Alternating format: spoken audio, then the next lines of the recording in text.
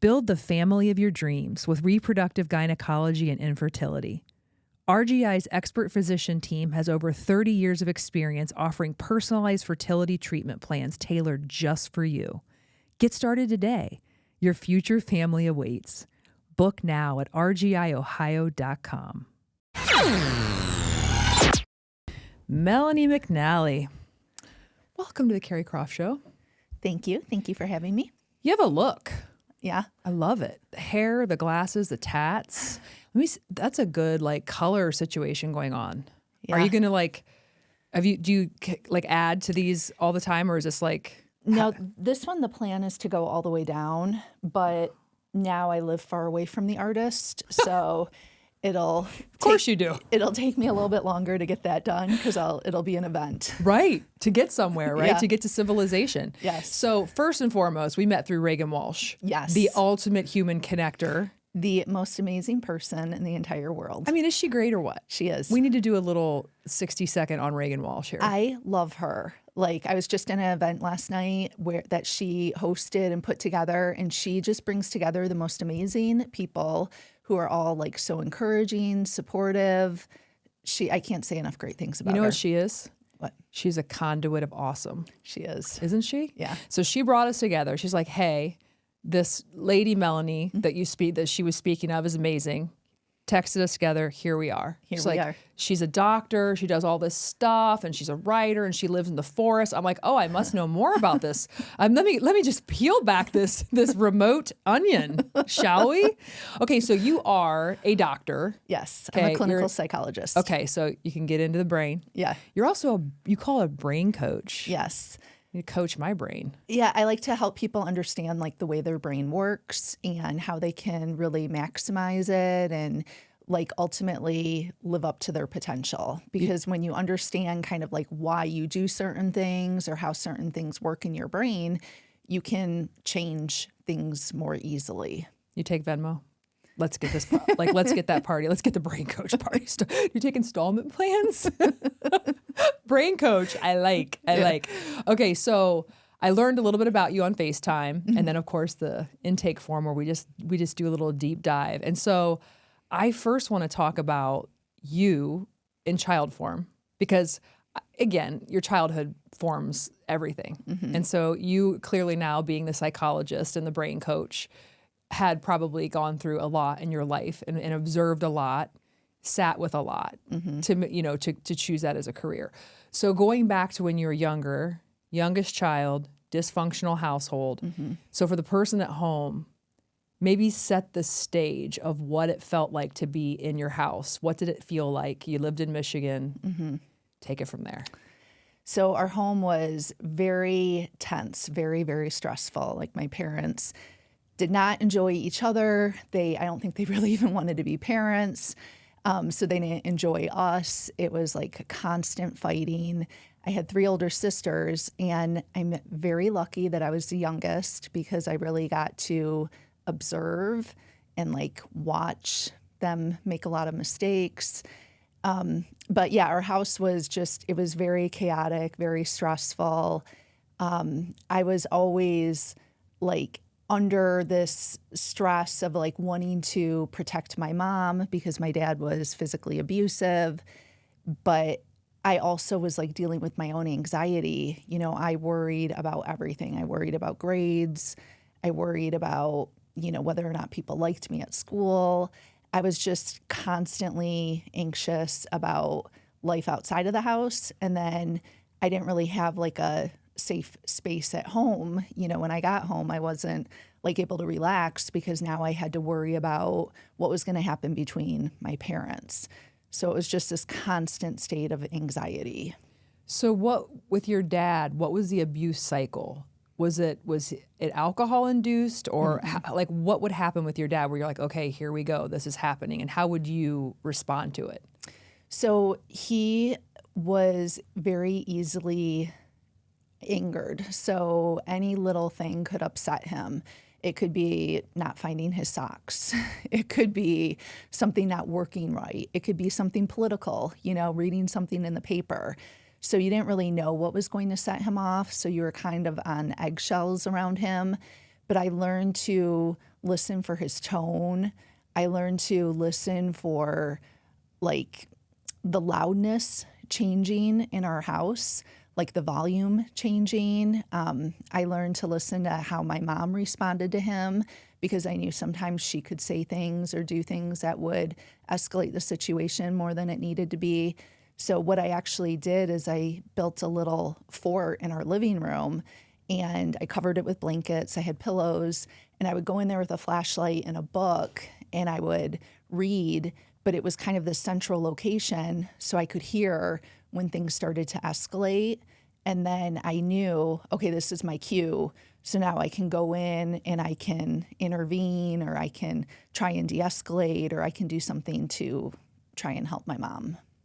I'm picturing that. Isn't that wild? Because you're creating this fortress for yourself in the midst of the chaos, and how we do that so young. And then at such a young age, you're like the shelter from the storm from your adult. That's just wild. Yeah. And then were you like socioeconomically, were your parents struggling financially, or were you just like middle America, like in a nice neighborhood? What did that look like for you? So, no, we were very well off. We lived in a small town in southwestern Michigan, or southeastern Michigan, and it was like we lived in a really nice home. My dad had his own business that was very successful. My mom worked at his company. You know, we never, like financially, there were never any issues or anything like that. But they, I mean, literally, like, they did not like each other. Like, they should never have married. They didn't like parenting. That wasn't my experience. My older sister has a very different experience, and she remembers my father very differently than I do. But there's 8 years difference between us. So, you know, and everyone in my family handled it differently. You know, I had one sister who became an alcoholic at a really young age, and so she was just always blackout drunk. You know, another sister who just was never home. Another sister who was always off with the boys. Like, everyone handled it very differently, so our memories are different too. And let's take a minute for that, because there's so many people and families that argue about experience. My brother and I have had the same debate. And you really have to make space for the fact that people do have different experiences with the same parents, because as we evolve naturally as human beings, we change.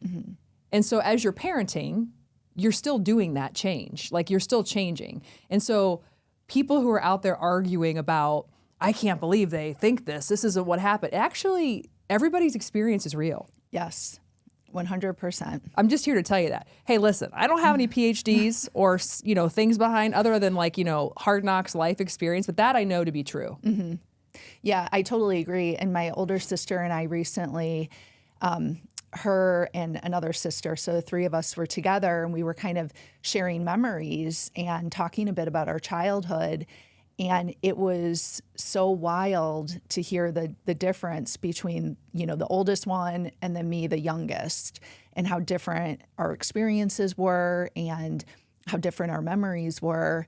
But it doesn't make either one of us, like, wrong. No, but it can cause tension in your relationship, because unless you allow space for those experiences, because you can say, oh, well, I thought Dad did a great job.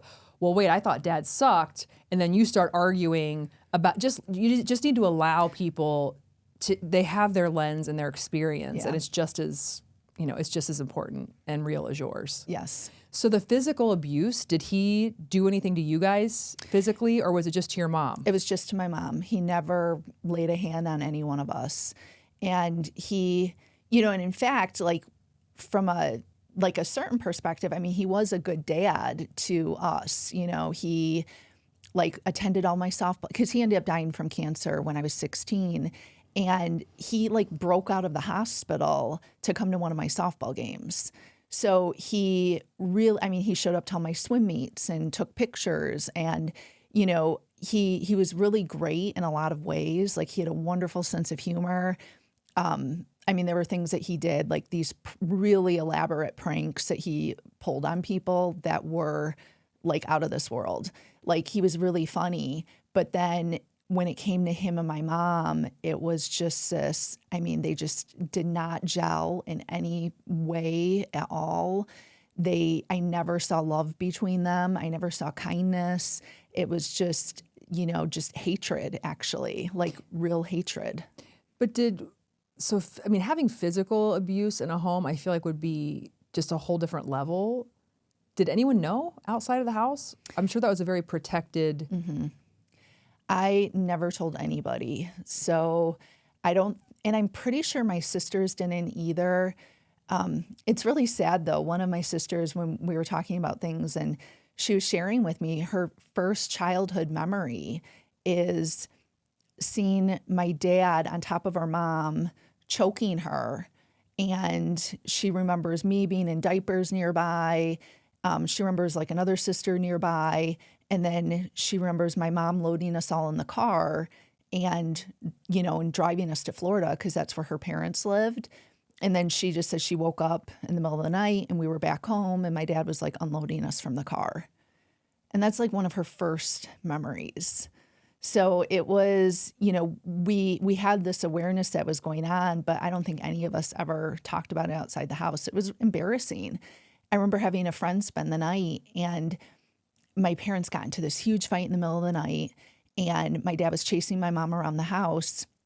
And I remember just pretending like I was sleeping because I just was praying like my friend, like, please don't wake up. Please don't know what's going on, or please don't know what's going on.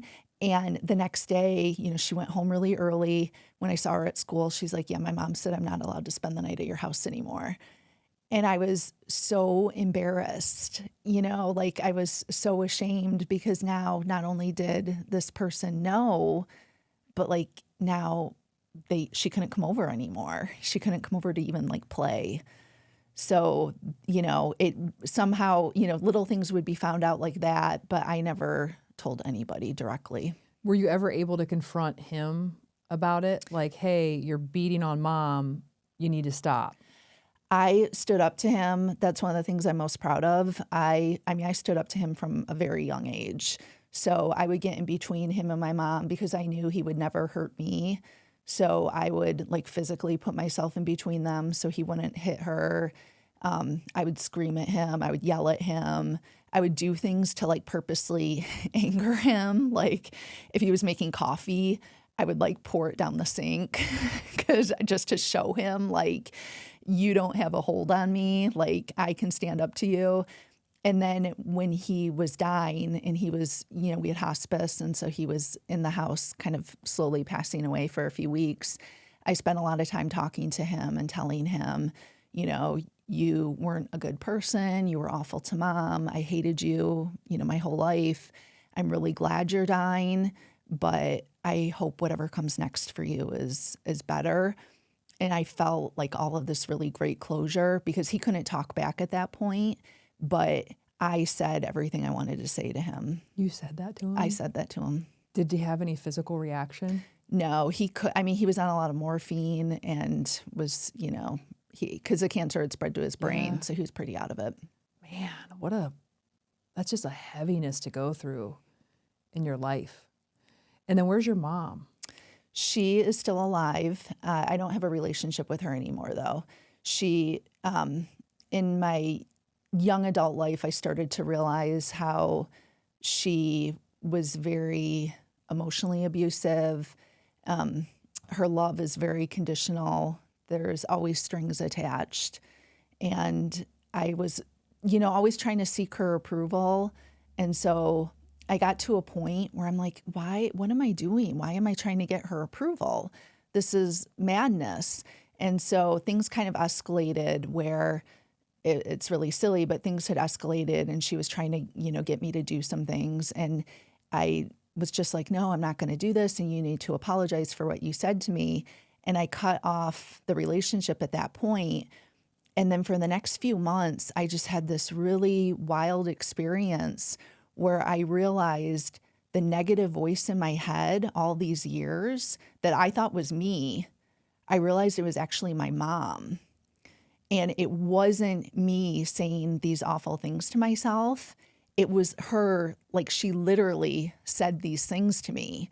And once she was no longer around saying these awful things, I was like, oh my God, I actually like believe in myself. I actually like myself and I like the life that I've created. And it was really powerful. And then we haven't spoken in years, but I recently saw her at my niece's graduation. And it was the most powerful experience of my life because I saw her, I sat next to her, I was unfazed. It was like, you can't touch me, you can't hurt me in any way. And when she tried to speak to me, I was just like, I'm, not interested. And I had a great time with the rest of my family and enjoyed myself. And I was really present. And I felt like invincible. It was really powerful. Well, they're calling this new thing. Have you heard of gray rocking? No. I watch Vanderpump Rules. I mean, it's, so some will say that this whole therapeutic thing of really sitting down with someone and trying to bring closure and all this stuff is kind of this outdated like therapy, and they have this thing called gray rocking where it's like absolutely kind of like a Taylor Swift, it's okay to like not forgive and kind of like write songs about people and whatever. So you kind of gray rocked her. That's pretty much what you did. Hey, you learned it here first. You heard it here first. So one more question about this. Did any of you guys, the sisters, did you feel like when you were looking for a mate, did you feel like there were certain things from your past that kind of came back to haunt you in terms of when you were looking for someone? Or did you guys all just, like, how did that manifest? I don't want to speak on behalf of my sisters or anything, but I can tell you that none of them are married anymore. They're all divorced and are separated. I'm the only one that is in a very healthy and positive and supportive and loving relationship. And I've been with my husband for 18 years. For me personally, I never found myself like in an abusive relationship or anything. I felt like I saw the path that my parents created for themselves and I wanted nothing to do with it. Like, that's why I moved to San Francisco the moment I could get out of the house. I was just like, I got to get out of Dodge and I got to go as far away as I possibly can. And I didn't want, like, that's why, a big part of why I decided at a young age, like, I'm never having kids. Like, I don't want any part of what you guys created because it looks miserable. It looks awful. And so I always chose relationships that were complete opposite of how my parents looked. Yeah. So I was never in like a awful relationship or anything. I mean, incredible that you were able, and it could be too, like you said, you were the youngest. So you did have the ability to sit back as an observer and go, yeah, not thinking that's a good idea, or nope, not for me. Yeah, I think that was huge for me because even like watching my older sisters, I was able to look at what they were doing and just like, oh, bad move, like bad choices, or that's not what I want. This looks awful. So I was able to kind of see what other people were doing. So I feel very fortunate that I was the youngest. I think that was a really lucky spot for me to be born. Right. So you decide, you're like, I'm out of here. I'm going to San Francisco. When did you decide that it was your calling, not only to be a psychologist, but to focus in on kids? Because that's interesting. Yeah, I originally, so when I left high school, I went to college and I wanted to actually be a high school counselor because at that point I was thinking, I want to be the support for teens that I never had. But I also felt like I didn't want to go down that career path too soon. I needed life experience. And so I remember when I was, moving to San Francisco and my mom was like, really just like, you can't do this. What are you doing with your life? And was really against it. And I remember telling her, how in the world am I going to be able to help anyone if I've had like no life experience? Like, I need to go and live. I can't just like be in Michigan my entire life. So I really wanted to just go and gather some experiences, and that I did. I think I gathered enough for a few lifetimes and really enjoyed myself and had fun. And then once I was ready to, start my career, then I went back to school to get my master's and started working in the mental health field. And at that point, I had moved to Chicago. And then I did that for a few years and then decided to go on to get my doctorate. But the whole time I was like, I know eventually I want to work with teens. I just didn't know what that would look like. And I kind of went away from the high school counseling route, I think more because I wanted to just be able to do things my own way and not within a school system. And so that kind of led me to, I had a private practice for a long time and to do that. Because you didn't want kids. It's like, I don't want any part of that. But yet choosing a career path with a niche with kids, it's like, well, I'm helping my child, like who I was. Maybe, you look back at yourself in that fort and you're like, well, there are other people out there in that fort and I can be such assistance because of my experience. I think that's fascinating. Yeah, and I think that's definitely part of it. And then also I want teens and young adults to just learn how to figure out what they want out of life. And I want them to have somebody to help them who doesn't have an agenda, because parents, no matter how wonderful they are, they still have an agenda. They still have dreams of what they want for their children, and that impacts the way they respond. You could have like the best dreams ever for your kid that are totally well-intentioned, but then if your kid comes at you and like, let's say you want your child to, be an engineer, and and then your kid starts talking about like being a rock star or being a musician, you're going to react and respond to their dream in a very different way than a neutral party who's going to really support them in figuring out what's best for them. And that's ultimately what I want, is for them to figure out what their own path is, because I know that that's going to lead to happiness for them and a fulfilling life versus them trying to live someone else's dream. So the book you have out already is about emotional intelligence in kids. And I think you talk in that book around social media and today's world and how to parent today and how all this stuff is impacting our kids. And so for the parents out there, listen up, your ears are priority perking. But let's talk a bit about the social media age and what your thoughts are on having Snapchat and having phones, and what the hell can we do as parents to give a little but protect. I mean, I have a 5.5-year-old and I'm already just like, okay, Carrie, don't worry, because there's going to be something else crazy by the time it matters. So like, save that worry for another day. But parents are just trying to figure out how to do this. Yes. First of all, I really feel for parents today, because I think parents today are facing really difficult challenges. And with social media and phone use, I think that's a really tough area to navigate. I always recommend that parents try and delay giving their kid a phone for as long as humanly possible. Delay getting them on social media for as long as you possibly can. We, as a society and adults, we have handed kids something as addictive as cocaine. And then we stare at them and we're just like, what's wrong with you? Why can't you get off your phone? What are you doing? You're so lazy. Like, we are the ones that handed you this device, and we expect you to be able to self-regulate and manage yourself.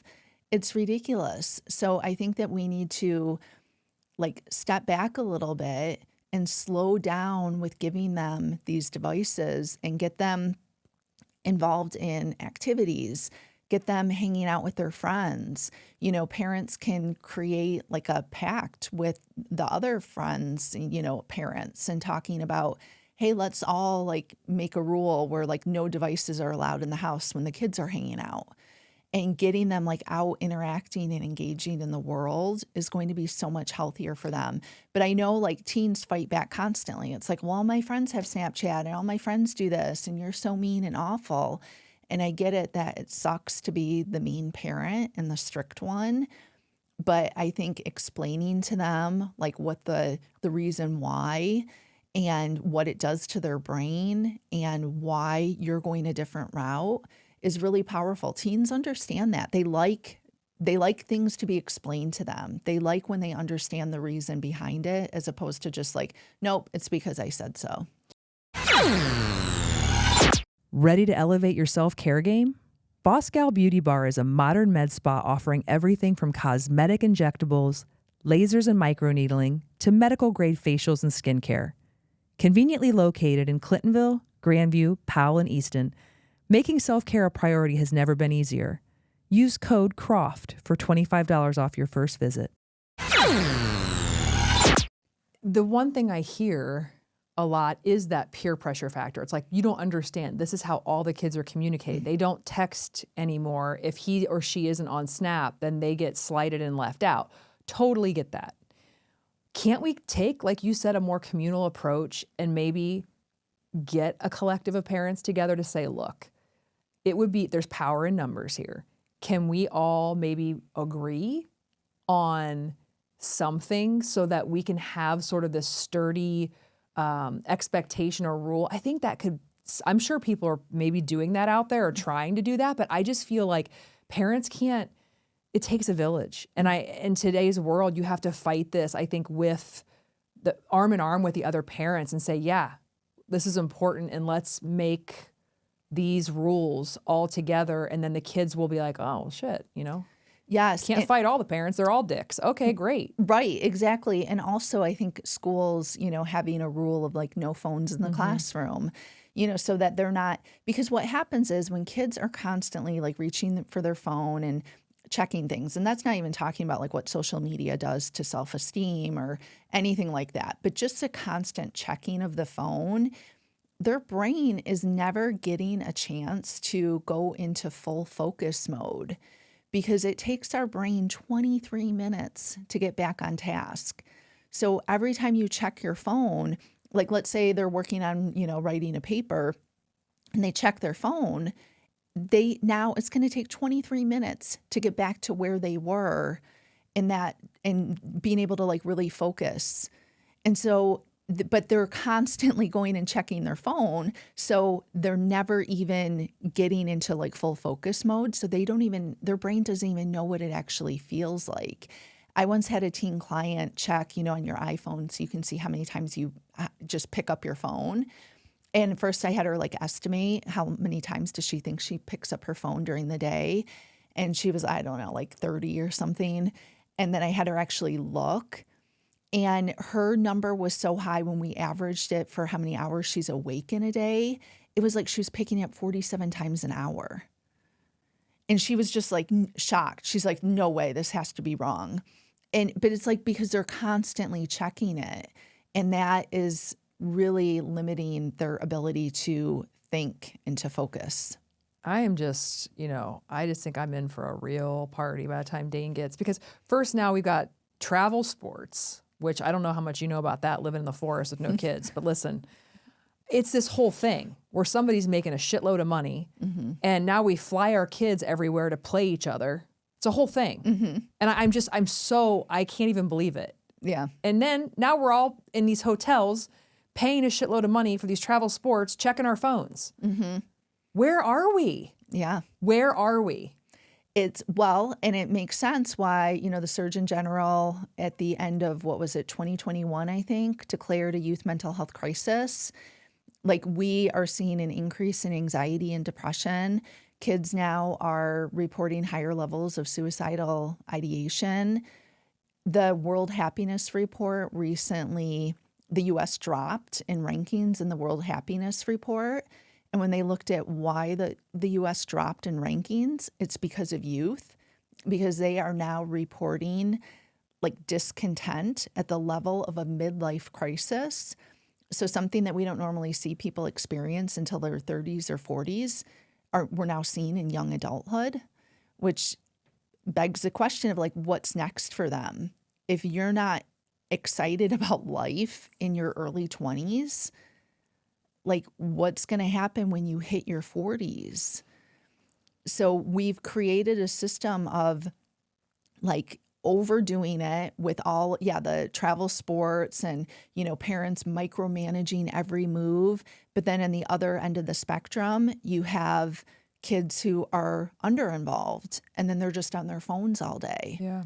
And so it's kind of I feel like the change really has to occur on an individual level where, and I always say it's like, forget about the teens. I'm not saying like we have to go and change them. I feel like it has to happen with us as adults. Oh, yeah. Where we have to create the change that we want to see in them.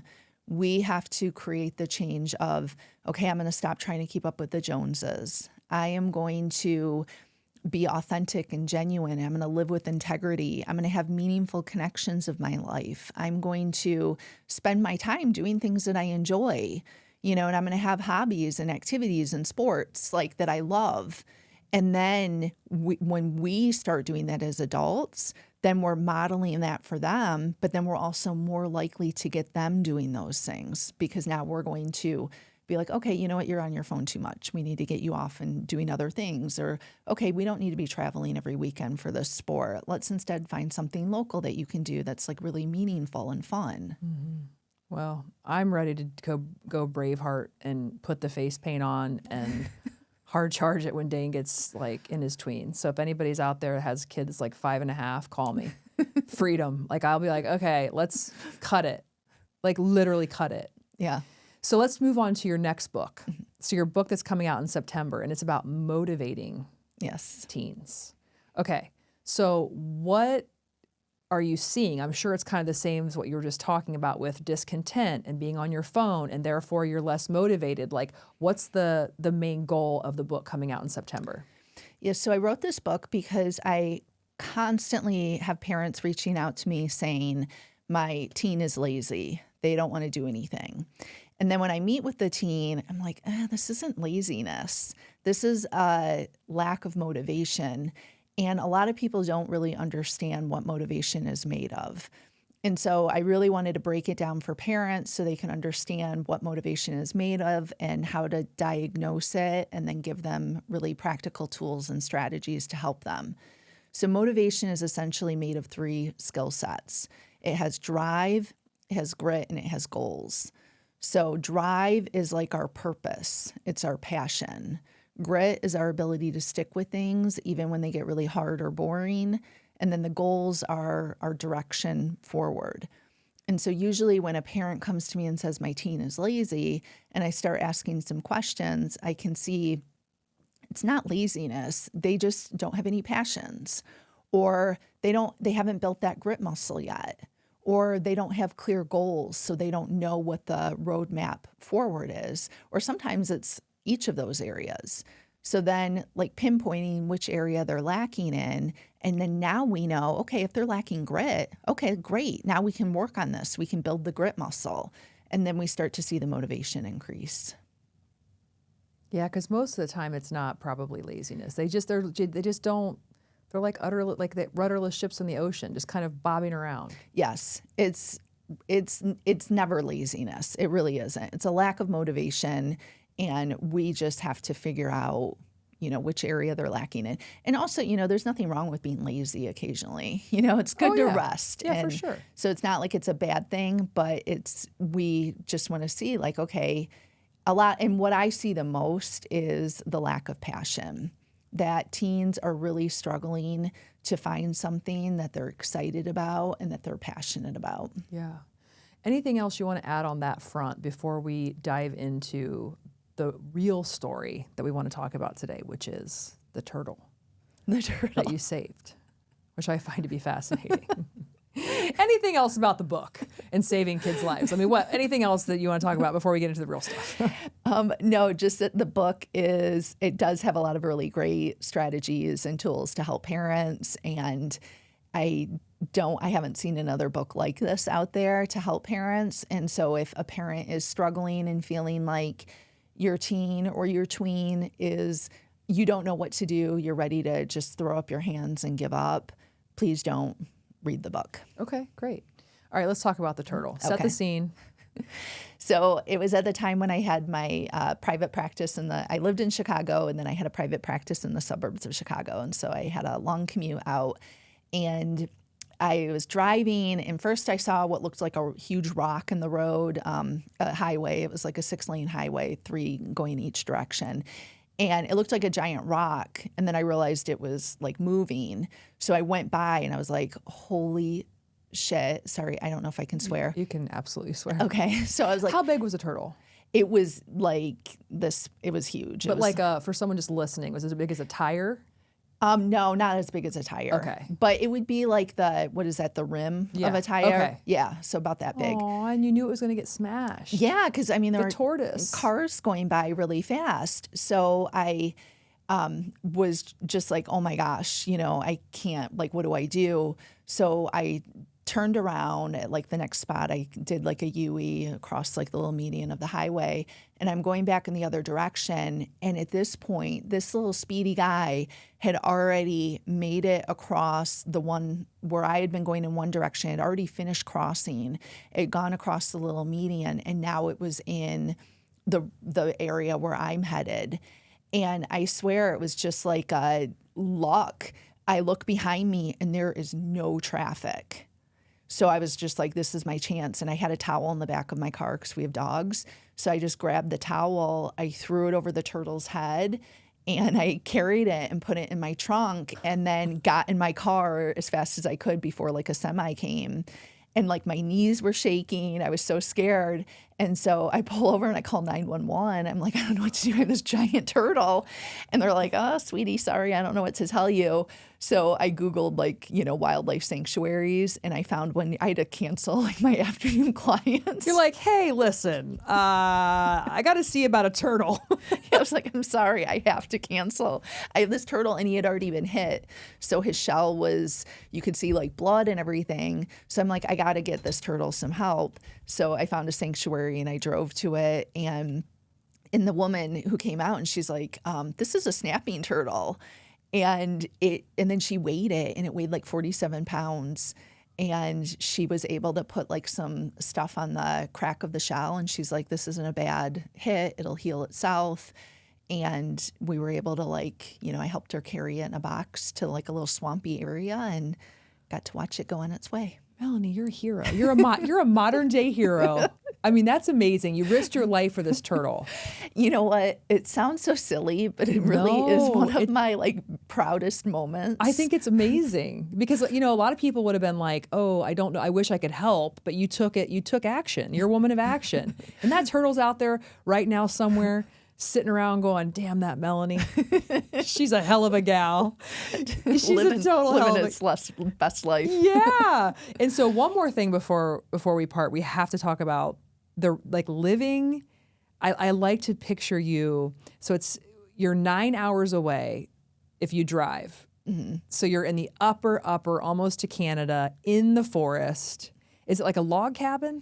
No, it's not a log cabin. It's like a house, essentially. But we have 40 acres, and then we butt up against a national forest. And then we share like a private road with two other homes. So like one home has 60 acres, another one has 40. So we're pretty spread out. But we have to maintain the road ourselves. Like we have to plow it, and we have to fill in gravel and our little potholes that we get in the sand. And it's it's like a nice remote little spot of the Upper Peninsula. I mean, you just said there's a moose. You have a moose. Yes, we had a moose come through the other day. So you see no one ever. No, if you don't want to. If I don't want to, the town is like a 35-minute drive away, and so I go into town for groceries or to do CrossFit. So I'll see people when I do that, but if we don't want to, I mean, we can easily go days without seeing people. In fact, it used to be our second home, and so we would just go up there for vacation. And when we first were going up there, like we didn't have a generator or anything, and so we got hit with a snowstorm when we were up there in November, and it was like, I don't even know, we got like 30 inches in like one day, and we were totally snowed in. And then we didn't have a generator, we lost power. And our neighbor down the road came down to like check on us. He's like, do you guys need anything? We had a wood stove to like keep the house warm because our furnace wouldn't work. And, he's like, do you guys need food? And we're like, no, we're okay. We're just going to kind of ride it out. And after that, I'm like, okay, if we're going to live up here full time, we have to have a whole house generator. Because we ended up going like 3.5 days without power, like in the woods. And I was like, we are going to die here. This is awful. See, like that. So my brain goes between being totally intrigued to terrified, thinking of the scenario, because I love the idea of the remoteness, and you're a writer and you're in there writing your book and it's cozy, and you see a moose. Hi, moose. Like I can totally see the like how seductive all that is. Then the other side of me is like, oh shit, somebody could kill me and nobody'd find me for like 10 years. You know, it's funny. My sister is obsessed with like the idea of someone coming to our house. And she can't believe like we don't have curtains up or anything. I'm just like, why would we have curtains? Like we don't need blinds. And she's like, somebody could walk up and look in your windows. I'm like, if someone was walking back where we live, like we got bigger issues. But one time we actually found, it was like in the spring, and we were walking back on some trails and it was really sandy, and there was a human footprint. And normally we'll see like bear prints, we see bobcat prints, like that's totally normal. But it was a human, like barefoot. And I was just like, oh my God, who would have been walking back here? This was like back in like the hundreds of acres. And so I had to take a picture and send it to my sister because I knew it would just totally It's like that. worry her. Kill, kill, kill, kill, kill, kill, kill, kill, kill, kill, kill, kill, kill, kill, kill, kill. And I'm a murder mystery freak. Yeah. So I'm fascinated. I like so much imagery going on in my brain about how you live. Yeah. It's in October, we watch a lot of horror movies, and they're, a couple years ago, we were watching like a ton. And at that time I was going to a really early morning CrossFit class. So I would have to leave at like 5:30 in the morning to make the 6:30 class. And it would be pitch black in the morning. And I remember driving one morning and I was like, oh my gosh, because we're watching all these horror movies. I'm like, what if I came across somebody who was dumping a body? Because we live so remote, it'd be a good spot. And then because I've seen them, now they have to kill me. And so I was like so scared. I ended up turning around and going home, and I didn't go to class because I was so terrified. Oh yeah, when you get in your head like that too, it's like it was a dark, wintry morning. Melanie was heading to CrossFit when suddenly she saw a shadow of a man, 6'10". Like, Yes. dude, Yeah. that's amazing. Well, I'm just going to keep fantasizing about your life. All right, where can people find your book? Amazon? Yes, it's Amazon. Wherever you buy books, you can find it. And you can also, my website, destinationyou.net. So it's destinationyou.net. And that's where you can find my stuff and my books and all that. Maybe we'll do a little book giveaway if you want to. Yeah. We can talk about that when this comes out. Yes. Okay, Melanie, thank you so much for, I know you came here for Regan, but thank you for the time here today. I know that your time is valuable. It's going to take you 100 hours to get back home. So thank you for sitting with me. And if you're still out there following your girl, follow me on YouTube, Apple, Spotify, or wherever you get your podcasts. And until next time, keep moving.